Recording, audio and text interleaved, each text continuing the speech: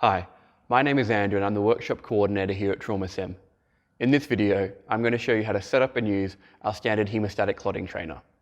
These have a more organic look than our basic square models, so we call them hams.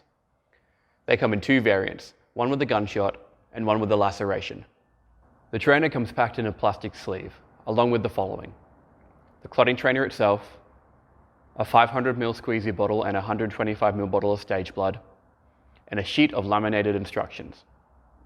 To set up for use, you'll also need the following: packing gauze and a catchment for excess blood. Here I'm using an upturned lid. Once you have everything ready, start by diluting your stage blood. We recommend 1 part stage blood to 3 parts water. Avoid running undiluted blood through the trainer as it may clog the internals. Fill your squeezy bottle with the diluted stage blood and connect it to the free end of the silicone tube.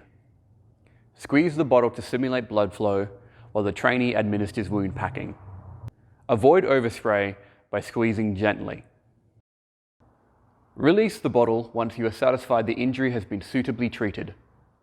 If you use trainer sits unattended for too long, the stage blood can dry and clog the tubing, so be sure to clean it after use. Start by cleaning the trainer with warm, soapy water. Then rinse the bottle, fill it with clean water, and use it to flush the tubing. Finally, wipe the trainer with a clean cloth and allow it to dry before packing away. Thank you for watching. If you'd like more information or to book an online demonstration, please visit our website.